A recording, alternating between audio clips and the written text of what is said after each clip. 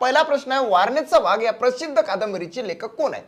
साहित्य संपदा म्हणजे ज्यामध्ये कथा संग्रह येते, कविता संग्रह येते, विविध प्रकारच्या कादंबऱ्या येतात, ग्रंथ येतात, समीक्षापर ग्रंथ येते. आता हे कोण लिहिले, केव्हा लिहिले, त्याला कोणता पुरस्कार मिळाला याबद्दलचे बरेचसे प्रश्न तलाठीमध्ये विचारले जातात.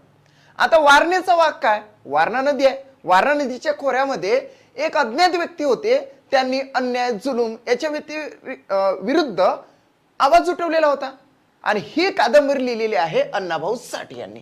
म्हणजे आन्सर तर 3 येते. मात्र अण्णाभाऊ साठे यांच्या इतरही कादंबऱ्या तुम्हाला माहित पाहिजे, जसं की फकीर आहे, त्यांची अतिशय गाजलेली ही कादंबरी आहे. त्याच्यानंतर वैजयंत आहे, ती सुद्धा त्यांच्यावरली गाजलेलीच कादंबरी आहे. आता जाऊया इतर ऑप्शनवर. तुम्हाला माहित आहे मित्रांनो, मराठी भाषेतील स्वतंत्र अशी पहिली कादंबरी कोणी लिहिलेली असेल तर ती लिहिलेली आहे बाबा पद्मजी यांनी. नाव काय आहे तर यमुना पर्यटन. काय आहे? यमुना पर्यटन. यमुना पर्यटन ही पहिली कादंबरी आहे जी बाबा पद्मजी यांनी लिहिलेली आहे.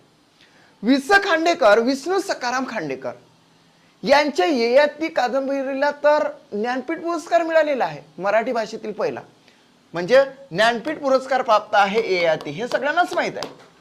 त्यानंतर आपण जाऊया अण्णाभाऊ साठे यांच्या कादंबरीबद्दल. तर या ठिकाणी वारणेचा वाघ दिलंच आहे, फकीरा मी तुम्हाला सांगितली, वैजयंत सुद्धा सांगितलेली आहे. त्यानंतर व्यंकटेश माडगुळकर.